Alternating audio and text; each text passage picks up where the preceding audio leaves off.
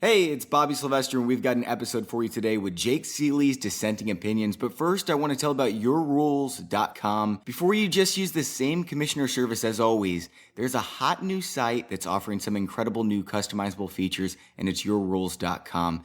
Instead of set it and forget it, there's finally a fantasy football platform with the ability to manage the outcome of your weekly matchup. They're the first site out there to offer a fantasy experience that's much closer to how a real football game is managed. I'll definitely be using their site to take advantage of some of the features this season. To learn more about in-game substitutions, points for penalty yardage, and the unique ability to handle injuries, head over to yourrules.com and register for the 2017 NFL season. Your Rules is fantasy sports your way. That's www.yourulz.com. All right, let's talk some football.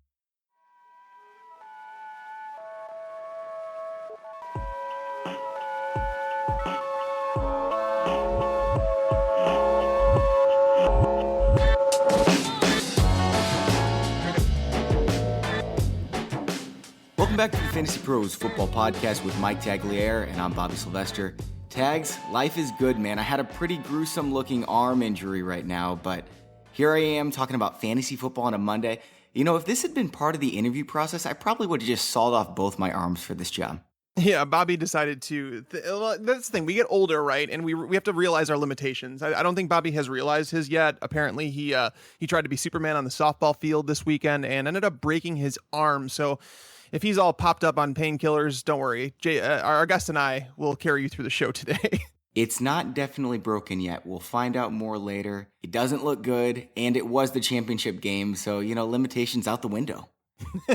Well, I mean, I guess you put it all on the line, but you may not get a second contract. No, it was not worth it at all, although I did get some cheesecake sent home from a family birthday party yesterday out of sympathy, so maybe it was worth it.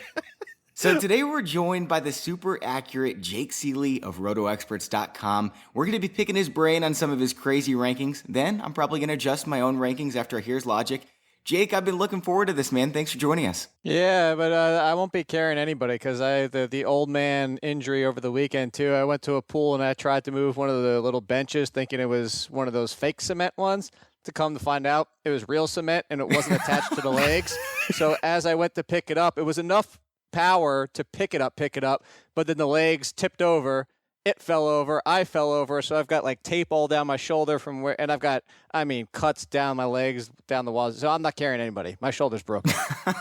Tags, you got to carry us both, man. I was about to say, I got to stay away from you guys. You guys are going to get me in trouble. I actually suffered from food poisoning on Saturday. Wow, what is going on? Ooh, I don't know. It's something with his fantasy football business, but I guess it's good that Someone is trying to take out all of the accurate experts, to get to the top of the rankings. Hold on, I don't know who it is, but I got a question. It's going to be gross for everybody listening, but because I've had food poisoning. Mike, did you make it to the point where your body was still trying to throw up, but there was nothing left? Oh, the dry heaving? Yeah, that's not fun. Yeah. I definitely had that. I had that right from the get-go, and I just wanted something to come up, so I had to start drinking things and to get it to come up. It was just so weird, man. It was the first time I've ever experienced it, so it was not fun. I'll just say. Were your abs sore the next day? Yeah, I had a workout. No, and the weird thing with me is that I know, so people have these built-in work excuses, right? They could say they threw up. So me, I can never hide the fact that I threw up. I can never lie about it because I break blood vessels all over my forehead. Whenever I throw up, because it's so violent. So yeah, I hate throwing up. It's the worst thing in the world for me. But fortunately, I'm feeling healthy. I am good to go, ready to rock. What a crazy weekend. Guys, we've got some fantasy football news to talk about, but I want to tell you we did our draw for the Fantasy Jocks Championship belt winner, and it's Corey from Michigan. He's been notified. He confirmed his address, so sorry you guys don't get this one, but we are giving away a signed Amari Cooper jersey from Pristine Auction soon, so make sure to get your entries into contests at fantasypros.com. With a screenshot of your iTunes review and subscription, you'll be entered for every giveaway we do the rest of the year. Okay, Tags, news of the weekend, let's do it. All right, news of the weekend, obviously the big one coming down. Jay Cutler has signed with the Miami Dolphins. I was sitting at a computer yesterday when kind of all this started breaking, doing research, so I decided to write an article on it right away. Jake, I know that you did the same exact thing for RotoExperts, so, let's talk about our takes about Jay Cutler. What does it mean for, is Jay Cutler draftable, first? And second, if he's not, does that change your outlook on guys like Devontae Parker, Jarvis Landry, or even Julius Thomas? Yeah, I don't think he's draftable outside of super flex and 2 quarterback leagues, obviously, but you're not looking to add Jay Cutler. We could go back to even his best season with Adam Gase, and you never really wanted to start Jay Cutler, let's be honest. When it comes to fantasy, there's just some appeal there where you're like, oh man, I can't believe Jay Cutler went out and threw for 350 yards and 3 touchdowns, but he also threw for 3 interceptions because he doesn't give a damn because he's Jay Cutler. That's really how he plays, but that's where the appealing part comes from. And I was at Sporting Charts, and I'm looking at the thing that they have over there, which is air yards. And they also break it down by air yards per attempt, which is basically defined, and what they explain it on their site is it's the yards in the air before the ball is caught. So it takes out yards after the catch to give a better example of how aggressive the quarterback is in his own right. A little bit similar to ADOT, as we all know from Mike Clay, but from instead of being the wide receiver's perspective, it's the quarterback's perspective. And looking at just last year, for example, Jay Cutler's average yards per attempt in the air yards was 4.47. As much as we even like Matt Moore more than Tannehill, he was only at 4.17. Tannehill was way down at 3.86. So it's the same thing we've always known about Jay Cutler. He's aggressive. He doesn't care. He wants to take those big plays. He likes to go after the big wide receivers, is what he's dealt with in most of his career, of a Devontae Parker type. So I think Devontae Parker gets a small boost. Kenny Stills gets a small boost, and I think people need to stop ignoring Kenny Stills even before this and not knowing what kind of rapport there's going to be on top of it. But Jarvis Landry takes a slight hit, but I was already down on Jarvis Landry a little bit anyway because he doesn't score touchdowns. And if Devontae Parker is going to emerge, as everybody thinks he's going to, Jay Cutler or Ryan Tannehill or Matt Moore, whoever it was going to be, wasn't going to throw for 4,000 plus yards and 30 touchdowns. So if you're going to say Devontae Parker's getting more, it has to come from somewhere. So I think that's the biggest thing now. Jarvis Landry doesn't take a huge step back, but I would say, 5% down for Landry and maybe 5% up for Stills and Parker. Slight movement. All right, so I want to hit the pause button here before, Bobby, I get your take on the situation, because Jarvis Landry, you just mentioned him, news came out this morning right before the show, so I don't know if you guys have heard it, but Jarvis Landry, Adam Gase came forward and said, Jarvis Landry is being investigated for domestic violence. We are aware of it. I can't really talk about it from there. So, does this affect things? Like, Bobby, let's get your take on Jay Cutler and what it means for everybody. Not drafting Jarvis Landry anyway, so I don't care about that news and from a fantasy perspective. Obviously, if he's guilty, I hope that they find out. With that being said, again, I don't care about Jay Cutler either. I just ranked him. He's my number 22 quarterback. I'm not starting him in a 2-quarterback league. So I'm not very excited about this news for anyone. I don't think he's a downgrade or an upgrade really from Ryan Tannehill. Doesn't change any of my rankings whatsoever. So I think yesterday the outcry was that Jay Cutler under Adam Gase was hidden, that Adam Gase used him as a game manager. Alshon Jeffrey played 9 games that year. Here are the remaining Bears wide receivers he was throwing to: Marquise Wilson, Eddie Royal, Josh Bellamy, Mark Mariani, Cameron Meredith had 16 targets, Deontay Thompson. So legitimately, what are we talking about here? We're talking about a guy that threw 21 touchdowns, 11 interceptions while throwing to that receiving core. Going to Miami, it is possibly one of the better trios in the NFL. I'm not saying they're the best, but I'm saying it's rare that you find a trio of wide receivers this deep. Jarvis Landry, some people will say that Jay's not going to hit him. It's hard for me to say that, I'll be honest about it. We've never seen Jay Cutler play with a slot receiver like Jarvis Landry, so it's hard for me to say he won't target him.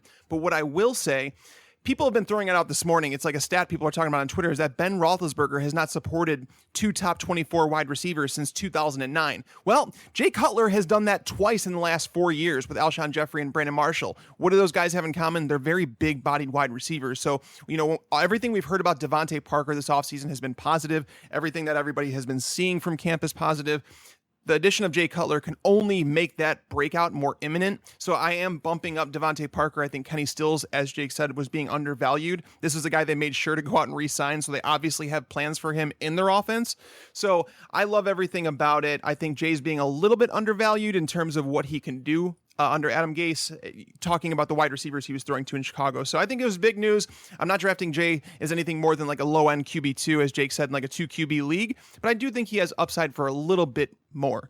But let's move on to some other news. I touched on that Jarvis Landry thing. We don't want to get into that. We don't know the full details of it yet, but another piece of news, Tyreek Hill. He is losing the majority of his kick return assignments. So stupid. I agree. We heard it earlier this offseason that he was going to lose punts.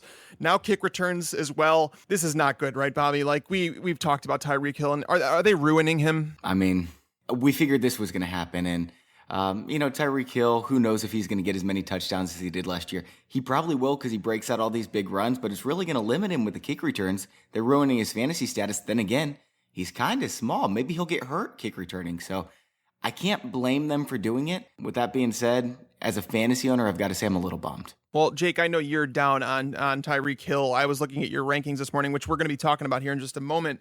But you have Tyreek Hill down as your number 37 wide receiver. So you weren't high on him to begin with. Does this actually help his value to you, or does this actually just further decrease it? No, it doesn't affect it at all because I wasn't projecting him for returns, because the stupid thing is what people are overrating for the fact of, you were talking about stupid, that's where it is overrating what Tyreek Hill is going to do, because what it comes down to is this is the obvious move they're going for because they want Tyreek Hill to be their number one wide receiver. Because you look at this rest of this roster, whether it's Conley, Wilson's had multiple opportunities, hasn't stepped forward. I think DeMarcus Robinson is a good name to keep an eye on during the preseason. Maybe he can step up. But you look at this roster, if he's going to be asked to be the number one, I keep saying this time and again, look at the better wide receivers that we've seen asked to be the number one with similar skill sets and how much they failed. He's just not equipped to be a number one wide receiver with what it takes to run the routes and to down the field and the attention the defense is going to give you. Randall Cobb stepping up as the number one with Aaron Rodgers as his quarterback was not good. Stephon Diggs, when asked to be the number one, was not good. We can keep going down the list as some players, and especially given their size and their talent, are better equipped to run out of the slot as your number two option. Maybe sometimes they'll see number one targets any given week, but you don't want them to be your prototypical number one. And I think that's what we're looking at here. And everybody's thinking, oh, well, Tyreek Hill is going to see the ball 170 times, and look how explosive he is after the catch. Just like Tavon Austin last year, right? Don't get me started on Tavon Austin. Yeah, I hate that guy so much every single year.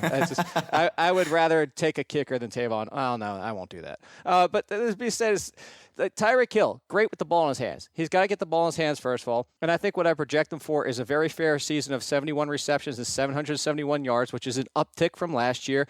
But he's not going to be running the ball as much either. And that's the other part of it is you talked about the kick returns, is the running too. So 120 or so rushing yards with one rushing touchdown compared to last year. He's going to be used more as a prototypical wide receiver, and it's Alex Smith at quarterback. I think 5 touchdowns, which I have him at, might even be a little bit aggressive because it's Alex Smith in this offense. We just don't see a lot of touchdowns. And to go to your comparison, or actually the player you just brought up a little while ago, Mike, he's very much like Jarvis Landry. How many end zone opportunities does he really see? He's going to get tackled before he even gets to the 5-yard line a lot of times. He doesn't see those end zone targets. No, right. And that's the thing. I think you hit on the biggest thing there is that, when we're talking about guys like Aaron Rodgers throwing someone the ball, I think we could estimate some upside more than we can someone like Alex Smith throwing the football, right? We have Travis Kelce in this offense who we're projecting for a step forward, especially in the touchdown department. We saw over the second half of last year, we saw him start to take off. We're projecting one of either, whether it be Spencer Ware or Kareem Hunt to be the running back that an Andy Reid offense would tend to produce. Do they produce a number one wide receiver? Absolutely not. And that's why people are down on Jeremy Maclin for a majority of this year, is because they lower their expectations. Who he is. Yeah, he's a touchdown machine. Exactly. So when you're in Kansas City, you're not going to be a big targeted wide receiver. That's just not how the offense works. They don't throw the ball more than 500 times per year. So for me, my expectations were low. This only hurts it further. It's Devin Hester all over again, guys. What's the difference between him and Taylor Gabriel? For real. I mean, they're the same type of player, right? I think Hill is more usable as like moving him around the formation, whereas Taylor Gabriel is more of like that deep threat. I think that's all Taylor Gabriel is, and I think that's why people aren't drafting him as maybe like even a wide receiver 4. But let's talk about some injury news that hit before we get into Jake's rankings. Cam Newton, guys, is still not throwing. I think this is being swept under the rug a little bit. People are not worried about it and this and that. I'm a little bit more concerned about Cam Newton than I am Andrew Luck at this point. The Colts have played it right. Andrew Luck's been throwing, but he's not participating in practice. They're taking it slow. They're not pushing him into it. Cam Newton, on the other hand, they put him into practice and he regressed and he had soreness in the shoulder. So for me, isn't this huge news, Jake? Like, am I overlooking this? Do you think that everything's going to be fine with Cam? He's going to play week 1. What's your take on Cam Newton? No, I think it's definitely concerning, for the whole fact of, like you said, it's not only the throwing, it's the fact that it's Curtis Samuel, it's Christian McCaffrey, it's no more Ted Ginn, it's all these options there. I mean, he'll be comfortable enough. And, to go back a couple of weeks ago on something we were talking about during my show, as I said, I don't need to see Andrew Luck play in the preseason. I just know what Andrew Luck's going to be. It's the exact same offense, exact same system, exact same personnel. Everything's great. A little bit difference with Cam Newton, as I just mentioned, is there's different players coming in the mix here. I think Christian McCaffrey is going to catch 60 plus as a rookie. That being said, the longer Cam Newton doesn't have time to play with him and throw, and Cam Newton's had troubles at times throwing those, out of the backfield routes to his running back. He doesn't have the best accuracy with that. I want to see some rapport there. I want to see some connection. I want to see some comfortableness before we get to the beginning of the season. So it certainly is concerning whether you're talking about the players outside of, I'm not that worried about Funchess and Benjamin because they have their connection with him and their red zone options only, really. But the rest of them, and then Cam Newton, obviously, in and of himself, because not only is it the passing, whether he ever gets back to that giant 30-plus touchdown season, I don't think is ever going to happen. But we certainly expected better than last year. But also, let's not even just throw on the shoulders the whole talk of how much this team is going to try and limit him from getting hurt by keeping him from doing these type of things as we've seen. And now what if he's only a 350 and 3 touchdown type of running quarterback and he's not passing for 30 touchdowns? I can't draft Cam Newton as a top 10 quarterback this year. I've been with that all off season. I agree with you, and it has nothing to do with his shoulder, more the quarterback that Cam Newton's become and what they're asking him to do in this offense. Guys, breaking news on the show. We've been breaking more news than I thought we would on this show, and I'm kind of happy about it. Anquan Boldin has signed a 1-year deal with the Buffalo Bills. Let's talk about it. Let's react to it. Going with Tyrod Taylor. Obviously, this is a massive, massive hit to Zay Jones. So Bobby, of course I'm going to go to you first because this means that Zay Jones probably isn't going to be contributing very much in his rookie season. How do you feel about this? What a horrible day. This is just such a bad day. We just should quit the podcast right now. Just, sorry guys, we're done with the podcast. I'm really sad about this. Zay Jones was my guy. I drafted in the expert league, PPR, and I thought he was going to get all these opportunities apart from Sammy Watkins. Granted, if Watkins gets hurt, maybe Jones will get his opportunity, but what it tells me is that they don't trust Zay Jones very much. Anquan Boldin's going to get in there. He's going to make his blocks. He's going to be a red zone threat. This is really nice for Tyrod Taylor. Maybe gets him an extra 2 touchdowns this season, which, can be big. It can make the difference for 1 or 2 weeks in your season. And I like the signing for the Buffalo Bills. It makes sense. But from a fantasy perspective, I'm bummed. Yeah, Jake, we were already high on Tyrod Taylor. I know you were as well. Let's talk about it. What do you think it means for Boldin? Do you think Boldin is draftable in fantasy, or do you think this is better from a real football standpoint? It just helps guys like Sammy Watkins not see so much attention. Yeah, I think it'll just a trickle-down effect of helping everybody except for Zay Jones. And really, this is what it comes down to. The biggest thing is, especially Anquan Boldin at this point in his career, also runs majorly as a slot now, as we saw with the Lions. This gives the best thing here is it gives Tyrod Taylor a good red zone presence because outside of Sammy Watkins, and even Sammy Watkins at times too, depending if he's seeing some really big corners, which there aren't a ton of them out there, but he's not the biggest red zone threat if you look across the league for your prototypical number 1 wide receivers. So this helps Taylor. I like the upside for Taylor here. We were already talking about more passing this offense this year, and this can only help that even more by giving him some more opportunities to maybe push into the mid-20s, maybe even 26 or 27 touchdowns, which would put Tyrod Taylor basically where he's always been, inside the top 10 for quarterbacks, one of the most consistent ones there are, but now he has a little bit of a higher ceiling.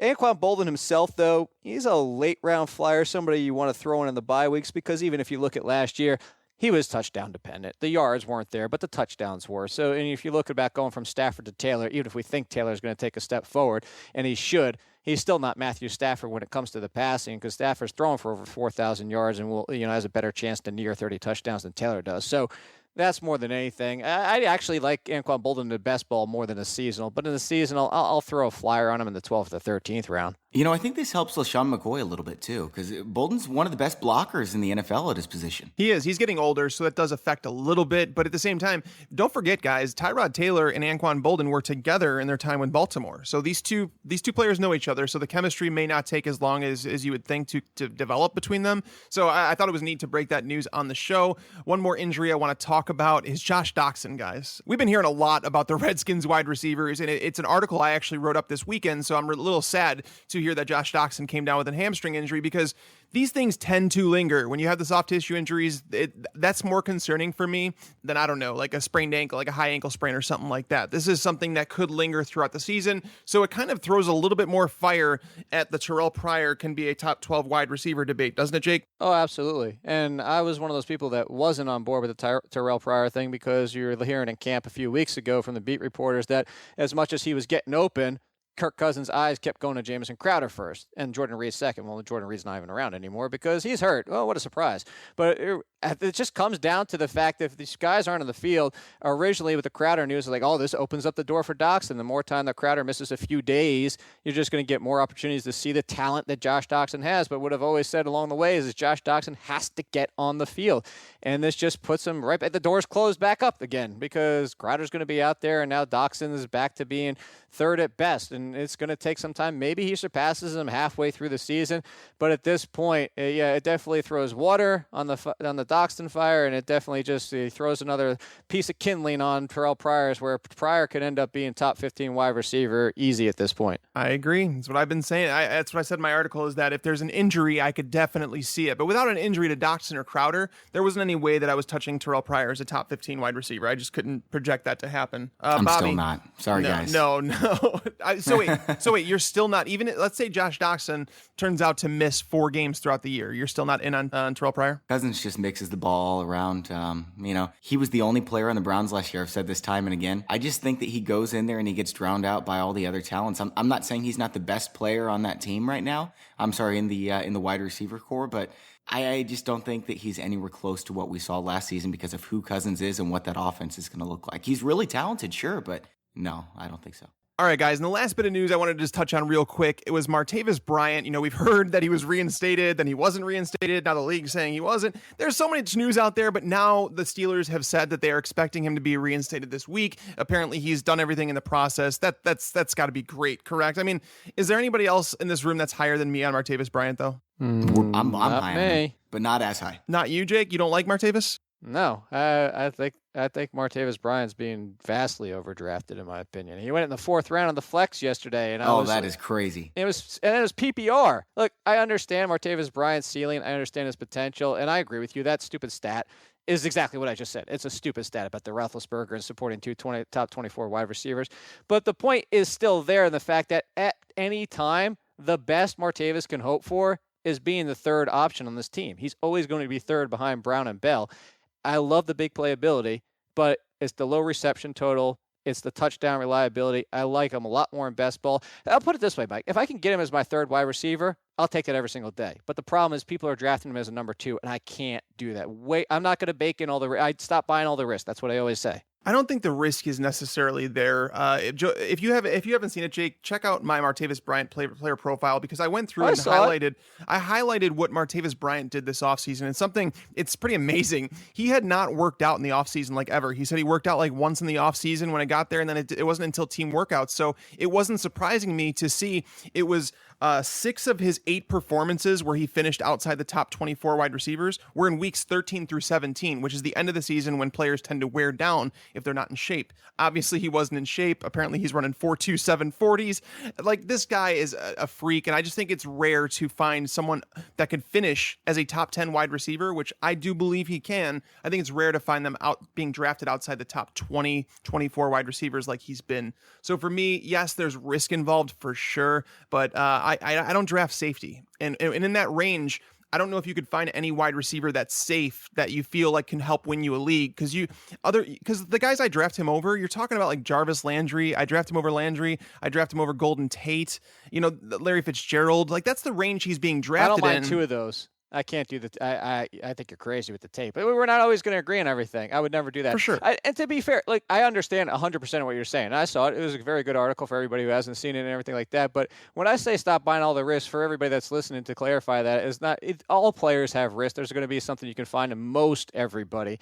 My point is, if you draft him as the 18th wide receiver off the board, which he's kind of creeping inside that top 20, at least not over in the consensus, because as you guys know, for the site, it's going to take a little while for it to catch up to everybody. But when he starts going inside the top 20, my question always back to that, and where I say don't buy all the risk, is where can he go up? Like, where can you get return value? Is Martavis Bryant going to finish as the 12th best wide receiver? I'd say 100% no. Maybe you disagree with me on that, and that's fine, and then you're not buying all the risk. But for me to take him as 18, 19, 20, I don't see him finishing any higher than that, so now you are buying all the risk, because the only thing you can get is lost value. You have no potential return value. And Yep, that's where absolutely where I'm coming from. Yeah, and I agree with you in terms of that, and the fact that I wouldn't draft him as the number 17 or 18 wide receiver, but getting him where you are, like if you're able to get him as the 22nd, 23rd wide receiver off the board, that's where I'm good with it. But I understand what you're saying. If you're buying him there, you're basically buying the risk built in, and you're not getting any of the reward that you're supposed to. So I definitely understand where you're coming from there. So before we move on to Jake's rankings, I got a few quick hitting mailbag questions I'd like to at least get on the show.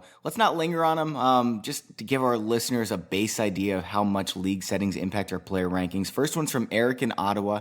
By the way, you can send them to mailbag@fantasypros.com if you want to be featured on the show for a mailbag question. Anyway, Eric in Ottawa, he's got a 2 QB league with 6 points for passing touchdowns. Is Aaron Rodgers better than Antonio Brown in that format? Tags, I'll let you go first. I couldn't take him over Antonio Brown, but I wouldn't argue with you. I wouldn't say it's a bad pick at all. What do you think, Jake? Yeah, same thing. He's not better, but because of the format, it's a pick that I could see doing. Our auction calculator, when you plug in these results, I did it, and as Antonio Brown is the number 1 player, Aaron Rodgers is the number 2 player, down $2. So it's really close, but I'd still go with Antonio Brown. I trust the numbers on our site. That tool's pretty awesome. Yeah, I'd only take the elite players over him, to be fair. I would only take Le'Veon Bell, David Johnson, Antonio Brown, Julio Jones, and Odell Beckham. Outside of them, I mean, in Zeke if he's not suspended, but outside of those guys, Rodgers would definitely be a pick that I would take in the middle of the first round. Yeah, 6-point passing touchdown, 2 quarterback leagues. That sounds like a fun one. Next one, Steve-O on Twitter. No tight end league, just a flex that includes the position. So would you rather have Gronkowski or Sammy Watkins in this format, Jake? Sammy Watkins. I know it's like I can make the same argument for both of them about the injury history, but Sammy Watkins, supposedly this multitude of injuries and foot surgeries, this is supposed to be the final one. This is supposed to be the one that fixes everything. Gronkowski, the arm. Here's the biggest one. Gronkowski, the back. And that's and here's the thing, is like Gronkowski's ceiling in those best years that he had was about wide receiver 11-ish. Sammy Watkins has that same potential, if not even potential for a little bit more with Tyrod Taylor in this next year and more passing. And supposedly I'd rather deal with a foot than a back. Yeah. I've got Sammy Watkins number 22 overall, Gronk number 15 overall. And when you make them the same position, it's really not even close for me. So it's Watkins. Yeah, I agree with Jake here in terms of Sammy Watkins. Like he mentioned, Sammy Watkins in terms of the reason people wanted to draft Gronk in the first or second round is because his value over replacement. You know, Bobby talks about it all the time, the VOBD drafting and the fact that he is head and shoulders above everyone else at his position. But I think Jake made an important point here in that Gronk's ceiling is right around that number 10 to 12 wide receiver. And Sammy Watkins, I would argue that his ceiling is top 5. If you look at the last 14 games that he's played with Tyrod Taylor when healthy, his numbers were as good as Antonio Brown's were in 2016. So Sammy Watkins' ceiling is definitely higher. And as Jake mentioned, the injury history with the two, I would much rather deal with an ankle or a foot than I would with a back like Gronkowski is, where there were rumors of his retirement. I don't know how real those were, but at the same time, I'm definitely with Jake. I go Sammy Watkins here. So we had some technical difficulties and Tags was booted out. And I was looking through my emails. We got a listener mailbag question as this was going on from Lister Fiend, as you know, Tags. And they said that they Googled sexiest fantasy sports expert, results attached. And it's 2 guys that I don't know very well. We haven't had on the show. They wanted to know if the results were accurate. Jake, I want your take on this. I think don't I have to know who the results are first to tell you? It was Bob Lung is what came up as number 1. So Bob I don't know. I'm giving you an opportunity to proclaim yourself as number 1 here, Jake. Yeah, that's I was gonna say. My question was gonna be it's me and who else? That was what I was wondering. Definitely hey, Bob Lung's a friend, but I don't know what the hell that thing's talking about. Yeah. I met Bob at one of the Flex League drafts that Jake hosts, which by the way, he had that just this past weekend. And I mean, I love Bob and all, but I mean, I think I give it to Jake here. Jake's the sexiest. That was a good time for the question. I thought you were setting us up for it was going to be Mike and me. I was going to be like, oh, that's correct. That's cool. No, but the real last listener mailbag question, DJ, the 49ers fan, ouch, by the way. He wants to know if Tavon Austin is maybe being overlooked from moving from, Jeff Fisher's offense to McVay's. Go ahead, Mike. You go first. Are you talking about Tavon Austin? Yeah. I honestly, so Jake's gonna totally hate this, because I've been a Tavon Austin detractor. I remember before I worked for Fantasy Pros, they had sent me, it was prior to that, or right after that draft, and they said, who will be the biggest bust from this draft class? And my answer was Tavon Austin. I didn't understand why people were taking him with the number 1 pick in dynasty drafts. It just didn't make sense to me. It's kind of like Tyreek Hill in the fact that these are not number 1 wide receivers. Like, what are you doing? You do not build a team around a player like this. With that being said, playing for Jeff Fisher is not going to do you a whole lot of favors. Let's just be honest about that. I went back and even looked at his 2015 season, which would have finished inside the top 25 receivers last year. So Tavon Austin, I think, is going a little bit under the radar. I think he's a better best ball target because it's going to be hard to project these weeks. But if you recall, when he first came into the league, there were games where he had like 2 touchdowns and he just looked electric. It was kind of like that Tyreek Hill effect, where we wanted to say, wow, this guy's electric, but at the same time, he's not going to be consistent because he's not going to be heavily targeted. I do like Sean McVay. I think he's going to do some interesting things with him. They have some of the possession receivers now in Robert Woods and Cooper Kupp. But again, I am not saying that Tavon Austin, I would draft him as a top 50 wide receiver, but if you're in best ball in a 20-round league, I think Tavon Austin is a fantastic pick around that, that 16th round when you're drafting other guys who are meh at best. Like, I would take him over guys like Allen Hurns. You know what I mean? Like, those guys, I would just much rather take the upside in Sean McVay's offense with Tavon Austin. And I know, Jake, it sounds like you disagree with me because you almost said that you take a kicker. No. Tavon Austin is the worst. You know who it's? I'm going to go back every single year when I say don't draft Tavon Austin. The other person that used to be in the same article, and I stopped writing about him because I was writing about him every single year, was Jared Cook. There was always an excuse for Jared Cook. And Jared Cook's with a new team. They'll use him the right way this time. And Jared Cook's, it's the same. Stop. I hear everything you're saying, Mike. And you said the only place he would even sniff my roster, but he's never going to be around for me to take him, would be a best ball. That's the only chance I'd ever take on Tavon Austin. He will never get on the seasonal roster because the biggest thing here is, like, I'm not disagreeing with you. You are right. There are going to be 3 or 4 weeks where Tavon Austin pops and he's a great value and he would be a top 20 wide receiver for you. But I'm going to take it back for everybody that's been with us or not with us in the show, but with the fantasy sports world for a long time. Santana Moss. Santana Moss was the worst player ever for fantasy because he showed up for 3 or 4 games and he tried to figure out which they were. Yep. Tavon Austin, that's who I said from day one was the same guy. If you want to play with that fire, go right ahead, but you're going to burn your team to the ground. Yeah, I am 100% with you, Jake. There's no way he's touching my teams either. Is there like a super sleeper that you love this year, Jake? It only happened recently. Actually, you know what? I was already on him before the news with Will Fuller, but the Will Fuller thing just only makes it even more appealing for me. And that's Braxton Miller. I think he's being criminally overlooked, undervalued, whatever, because he's not even being drafted. He's probably not even being drafted in like 18 and 20 team leagues. Now he probably will start to see some love with no Will Fuller, but I see a lot of people talking about Strong again. And I said the same thing about Strong last year is the size, speed, strength combination, but the hands suck.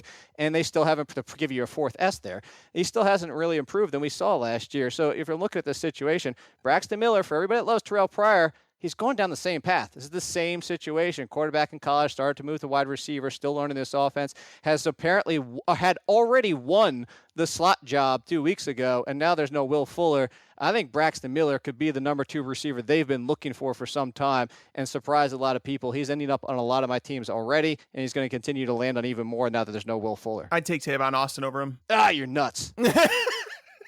I would, though. Would it change your mind whatsoever if Tom Savage was declared the starting quarterback, or is this all about, he has to have Deshaun Watson? No, I like him with either one. But like I said, the biggest thing was they already said he was going to be the slot, and that was before Will Fuller got hurt. And so I think that he's making progress. And like I said, he's making more progress than anybody else in this team so far, and it's a wide open competition. And I think for the fact that he already had the number 3 job, that now he's got the inside track to the number 2. Before we move on over to Jake's rankings, I want to tell you all about a website that's going to make fantasy football life a lot easier this season. It's teamstake.com. If you're tired of hassling family and friends for league dues, Teamstake makes it super easy and convenient for you. They have a fully customizable pay-in and pay-out distribution system.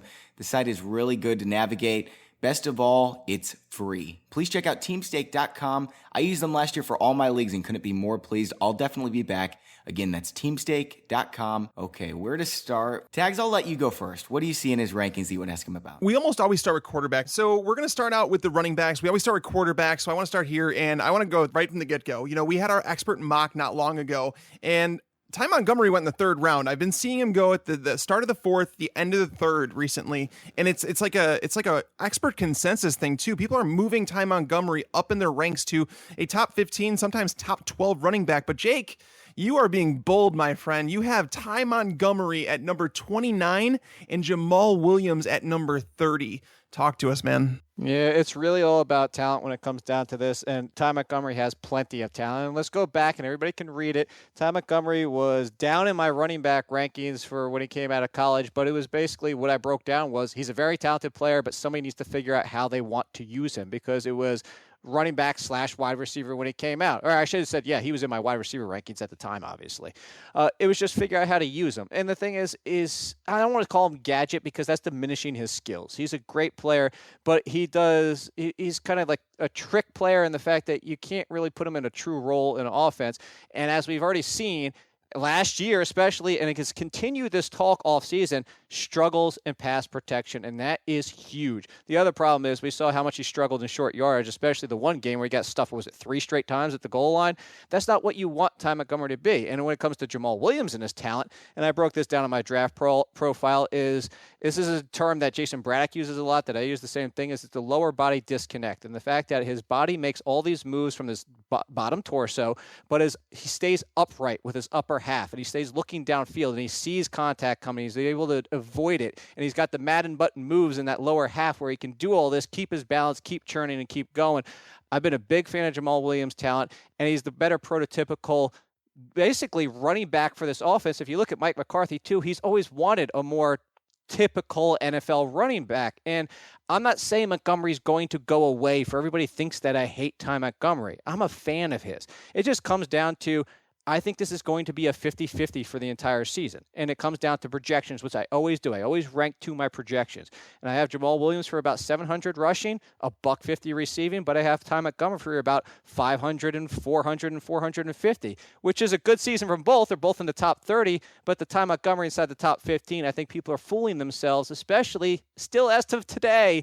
It's, hey, Ty Montgomery can't pass block. That is huge. Mm-hmm. Yeah, it is big. And Bobby, I wanted to bring this up because I know you're a huge Aaron Jones guy, but did you know Devontae Mays is now listed ahead of him on the depth chart? Devontae Mays is really good, man. I don't know. Yeah. I mean, I wouldn't be surprised at all if Devontae Mays starts in week 1.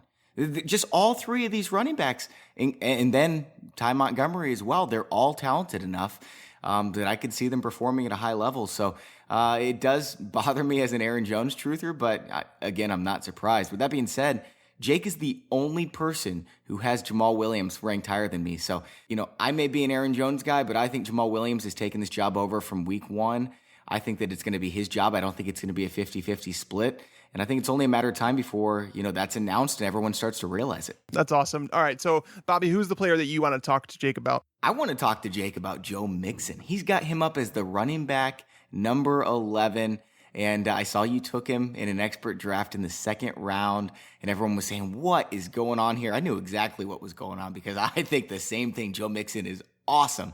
Let's hear all about him. Yeah, well, first of all, it comes down to pure talent. We can always discuss those other things at another time, but we're playing fantasy, and if you don't want to take him, that's fine. I respect the opinion, but we're just basing on talent. That's what we're going for here, and we have to analyze it from that direction. And when it comes down to it, in this draft class, there was no more talented running back. Joe Mixon was by far the most talented. Well, not by far, because Leonard Fournette, Dalvin Cook, and Christian McCaffrey are all within his tier. But he was the top of the board. He goes to a situation in a great running offense, as we've seen throughout the history here, and he is going to be their number 1 option. Everybody's praised him, from Andy Dalton to the coaching staff to go down the line to, hey, guess what? Jeremy Hill is on record of saying, I would start Joe Mixon, which is the weirdest thing in the world to me. Who the hell is a professional athlete saying, oh, yeah, that guy's better than me on my team? Like, that's the just guy that's trying to get traded before he's the 3rd string running back. Yeah, I guess that's a good point. It's just like, I would never come on a podcast and be like, oh, you know what? Yeah, I'm the worst guy on the show. You guys should definitely go on without me. Or like, come on my radio show. Like, if I had you guys on as a guest to be like, yeah, you're better than me. You should take over the show. So they tried to move on from Jeremy Hill. Giovanni Bernard, look, I like his talent as well. But let's face what Giovanni Bernard is. He's a complementary player. He's a complementary player who sees a lot more than your typical complementary player and is more explosive, more talented than most of them. But we're still talking about somebody... He's not a superstar like Mixon. Right, exactly. And the fact is he's probably going to see 30% of the share, which is great because that'll also hopefully keep him healthy and on the field. But if you just go down the line, 60% Mixon, 30% Gio, 10% Hill. And I really think that's how it's going to shake out. And Joe Mixon in this offense, as you said, my projections and my rankings, I have him as a top 10 running back, especially in PPR. And where it was on the board in the second round after having Julio Jones in the first, I was happy to take him as my number one. I know a lot of people are going to say I'm doing what I preach and buying all the risk, but I think he has the potential to bring back first-round value as a rookie. Agree. Yep. Strong, man. So, sometimes we repeat talking about the same guys, and I had a guy ask me why we haven't talked about John Ross and Jordan Matthews yet. It's because players like that are only borderline roster worthy and probably fairly ranked, so what's the point really in talking about them? Then there's players like Doug Martin, who we talk about fairly often, but, there's a lot of big opinions on Doug Martin. And Jake, you've got one of them. You're the complete opposite as me on Doug Martin, so let's hear your case. No, he's suspended and he might not have a starting job to come back to. That's really what it comes down to. And that's what I'm baking in here with my ranking is the fact that Jaquiz Rodgers last year was very good in his role. I have continually said, and you saw it last year outside the one game, I think it was against the 49ers, if I remember correctly, where he actually had over 20 carries and still had a yards per carry and good production in the game. Which a lot of it was some big plays there, but at the same time, if you look at it, he's that sweet spot. It's like that 14 to 17, that mid-teen range carries where he stays very productive, fresh throughout the game. Once you start getting to the 20s pluses, he starts to tick back a little bit. And I think that's understandable. I don't think the Bucs are going to go out here and say, oh, let's run Jaquiz Rodgers into the ground. But he was talented in that backfield, and Doug Martin might be coming back into the timeshare on the low side of it. And let's not forget about Jeremy McNichols, who I threw a flyer on as my last pick before my defense in that draft, who's got that short, strong, compact, tough body. I'm not saying he's ever going to lead a backfield, but he is also somebody that could be a nice complementary piece. And if he flashes this preseason, Doug Martin might not only be coming back to a timeshare, he might be coming back to a true committee with all three of them getting usage. And I am leaving Charles Sims out because I think he's the odd man out. Honestly, I wouldn't be surprised if you want to talk about cut candidates. I'd be surprised that Charles Sims isn't on this team. But I'm looking at just a backfield just mess. And there's a lot of people that think Doug Martin's just going to come back and lead this backfield. I'm not one of them unless we're talking about everybody falters in front of it, which is fine. That's a potential, but I got to take that risk when I'm drafting him who's also going to be gone for 3 games. This isn't an Ezekiel Elliott or Le'Veon Bell where they're missing these games for suspension. They're going to come back and go right into their role. Yeah, it's funny that you say that about Charles Sims because of the 3, he's my favorite. I mean, he was drafted in the top 100 last year. He had over 1,000 yards in 158 touches 2 years ago, and he was dealing with an injury last year, so he was terrible. But, right. I think he's going to make some noise this preseason. I wouldn't be surprised if he takes over the job and Doug Martin doesn't look good when he comes back. With that being said, every single year Doug Martin's been fully healthy the entire season. He was a top 12 overall VBD player. You're right. And with that being said, I mean, you can't get that kind of value in the 5th and 6th rounds in most drafts. And I don't like that he's going in the 5th and 6th round and 4th in some drafts. There's no way I'm touching him there. He was going 8th at the beginning of the season, and I loved him there, but now it's kind of where I'm comfortable drafting him. I might get him. I'm not going to reach for him anymore. But I do like Doug Martin. He's got quite a bit of ability if he is over these demons. If he is, and you're right too. Charles Sims has looked he was very productive when Doug Martin missed time a few years ago. But it's just, and that's the big thing here is there's so many questions. You just go down the line. It's like Jaquiz Rodgers, 20 plus touches per game every single week. Will he withstand that? Probably not. McNichols is the rookie. Charles Sims all of a sudden just hit a wall and stopped producing. Doug Martin has been great for 16 games, but outside of that, he hasn't been. Has had some of his down years, and he's suspended. It's just, and that's more of it than anything. Is I'm just staying away from this backfield unless I'm getting somebody for almost for free, which at this point just happens to be Jeremy McNichols. Yeah, that makes sense to me. I mean, I can definitely respect that opinion because Doug Martin, like I said, I mean, he's so incredibly volatile. It's like Jamal Charles last year. Jamal Charles, I was really high on him, but if you were going to tell me, like, maybe he'll miss the whole season, I would say, yeah, you're right. It could definitely happen. So, if you want to draft Doug Martin and take that risk, go for it. I'm one that is willing to take that risk in the 5th or 6th round. But, there's other players here. Dalvin Cook, you've got him 9 spots ahead of other experts. They have him as running back number 23. You have him running back 14. The combine didn't scare you, I take it? Nope, not at all. This is one of those situations where, maybe there's an excuse. Maybe he wasn't feeling well. We don't ever really know. But it wouldn't be the first time somebody showed up to a combine and hasn't had a great combine and has gone on to be a terrific player. We even have some Hall of Famers who didn't show up well as a combine. Kelvin Benjamin, you remember that whole thing. He said he did it just so that he could get on the Panthers and drop that far. That's true. I don't think Dalvin Cook was necessarily going that route. It was like, I got to slip in this draft, especially as a running back. But the fact is, if you watched him in college, you saw that he's a multifaceted, talented running back. He can do everything. He is somebody who can actually pass block, even as of today. There are some minor question marks with him, but if you watch his college career, I think Dalvin Cook is the lead running back in this backfield. And I thought this before Latavius Murray, who, guess what, is on the PUP right now, not even practicing. And everybody always asks me, well, then why did they sign Murray? Well, that's because the Vikings were doing their due diligence. They had one real running back in McKinnon on this roster. They got Murray for pretty cheap. Murray, as we saw with the Raiders, was a volume runner, and it was based a lot on touchdowns for his fantasy value.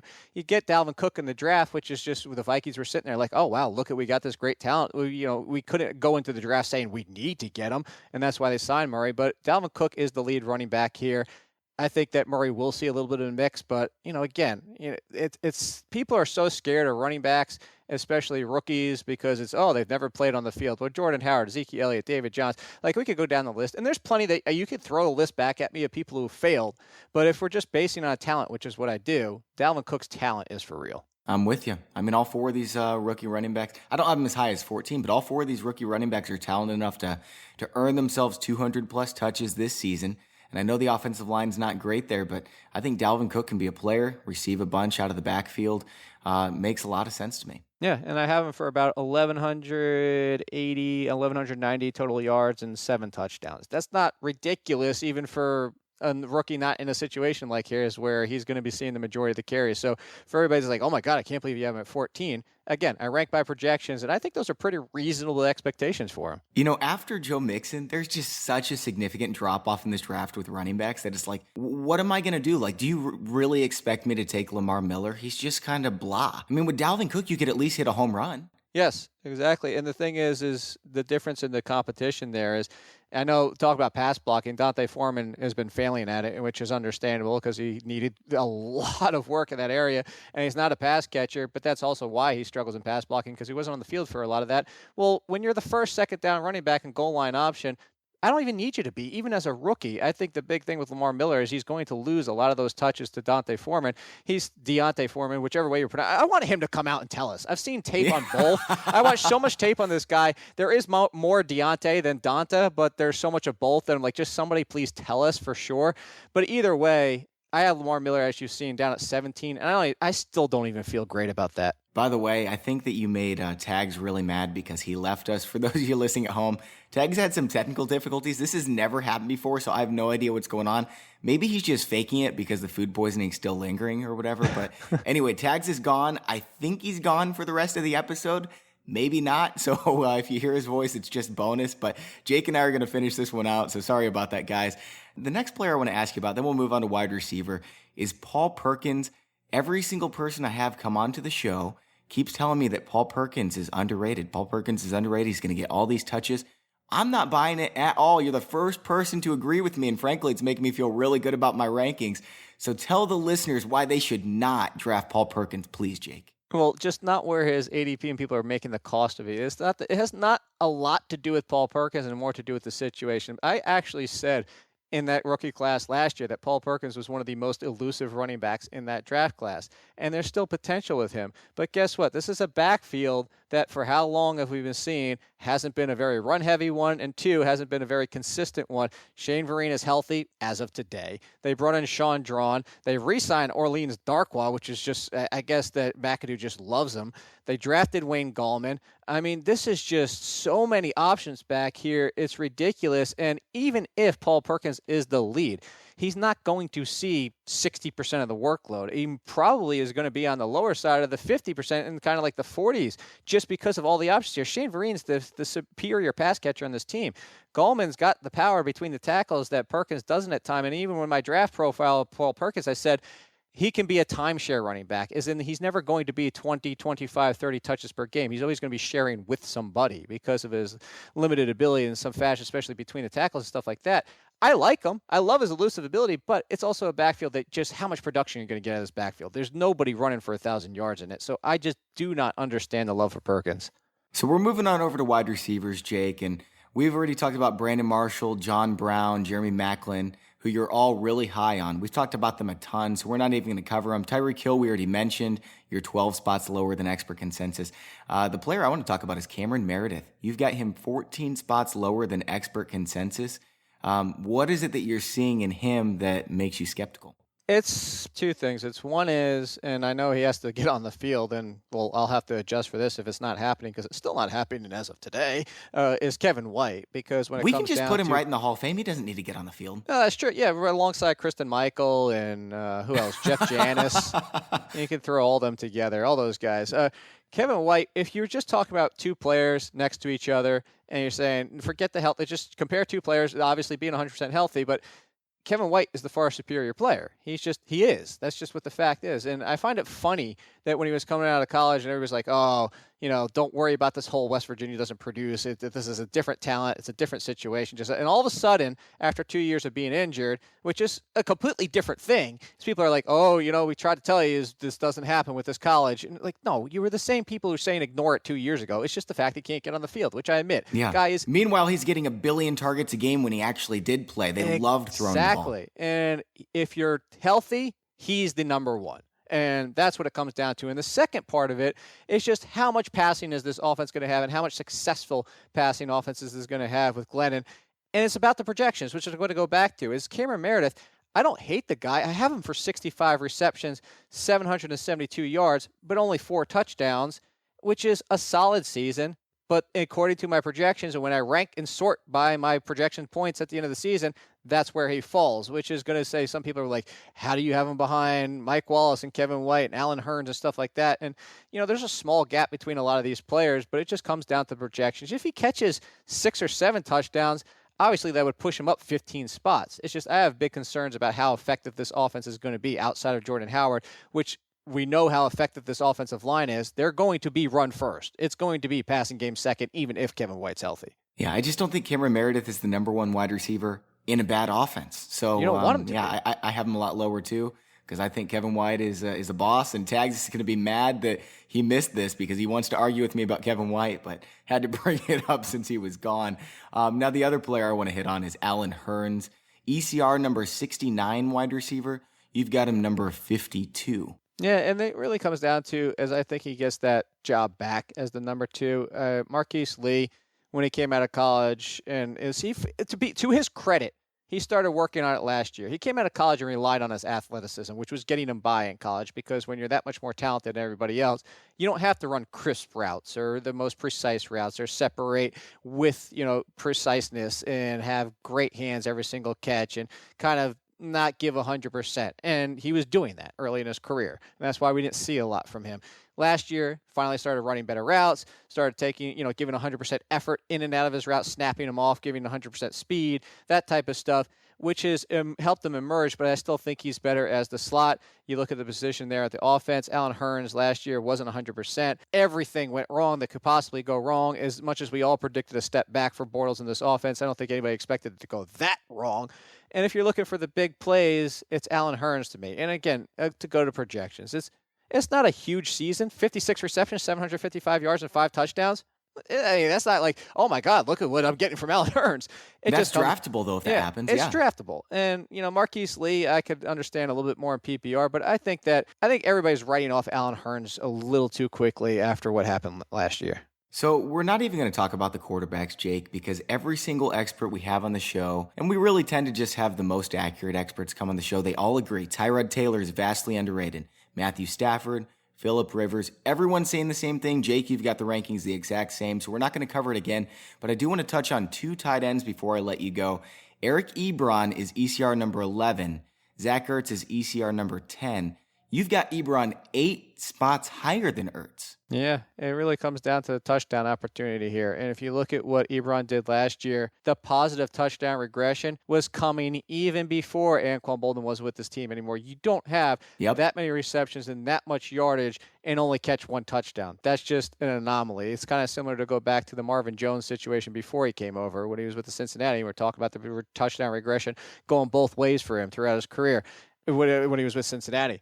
I'm looking at Ebron, and even if he only catches 700-something yards again this year, he's going to get to 5 or 6 touchdowns with the opportunities, with being a big option in the red zone or I should say better option in the red zone because he wasn't even that much last year, is you look at Marvin Jones and Golden Tate, and I know everybody's talking about Kenny Galladay, but again, he's a rookie, and he's a rookie that was a lower-end draft pick. Well, not extremely low, but you understand. He would have been a 5th-round pick if the Lions hadn't reached for him. Exactly. And that's what we're really looking at here. And I think the opportunity is here for him to catch 5 or 6 touchdowns. And it really comes down to the fact we all know this about tight ends. Touchdowns are king. You give them 700-plus receiving yards, 6 touchdowns, boom, you're guaranteed top 10. You're probably sniffing top 5, and that's where I have him. Yep, I've got Ebron number 6 as well. I've still got Ertz number 10, right where ECR is. But what is it with Ertz that you don't like so much? I mean, I know he's hot at the end of every season. Everyone gets hyped about him. Is it just that they added Alshon Jeffrey and these other pieces? No, you just said it. I'm cool on Ertz because there is no such thing as Ertz until December. That's the problem. Like if Ertz could show up in the first 3 months, I'd push him higher. But the thing with Ertz is let somebody else draft him, watch them drop him, watch them sit on the waiver wire with a week to go in November, pick him up and stash him, get him rolling to December, take a championship. Yeah, I think that makes a lot of sense. Jake, we do have a little bit more time, so I'm going to pick your brain for one more super sleeper, but I want a running back this time. Who's someone, you already mentioned Jeremy McNichols. Is there anyone else that stands out to you as a late round addition that you like? Let's see. I think that the conversation, I mentioned Gallman, but so many things would have to happen for the Giants for him to actually see significant touches.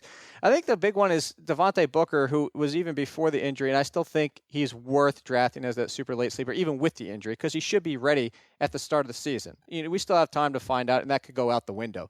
But even before before the injury, I was saying, don't be surprised if he's this year's Melvin Gordon. No, I don't think he's going to put up a top 10 performance. But everybody wrote off Melvin Gordon and wanted nothing to do with him after his rookie season. That's understandable. Same thing with Booker. Everybody just wrote him off last year, but he was a top 5 running back talent in that draft. C.J. Anderson can't stay healthy all the way back to college.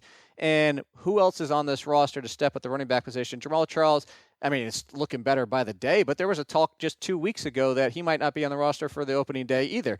So I'm looking at the situation here. Devontae Booker is still that talented running back. A couple things went wrong with him, but at times you still saw him flash, and you saw that potential that he had and the yards after contact. So Devontae Booker, if you're looking at this backfield, and if you're looking at one where something breaks in front of him, as there's not a lot of competition around him, I'm still, as of today, throwing a dice roll on him in the 14th, 15th round, and he's probably even free in 18-round drafts because of the injury. Moving him up my rankings right now, Jake. It's one of the reasons we had you on the show is just to help my rankings. So really appreciate you coming on. Awesome stuff as always. Glad you agreed with me on a lot of it, and looking forward to talking to you more. Always appreciate it. All right, take care, Jake. So for those of you listening at home, we have Justin Boone and John Paulson coming on for the other 2 episodes this week, so make sure to tune in for those. And if you haven't already, please be sure to subscribe on iTunes and sign up for the Amari Cooper signed jersey giveaway from pristineauction.com. Thanks again to the sponsors of today's show, yourrules.com, that's YOURULZ.com, and teamstake.com. For Mike Tagliere, I'm Bobby Sylvester. Thanks for listening, and enjoy your football. I just wanted you to watch me dissolve slow.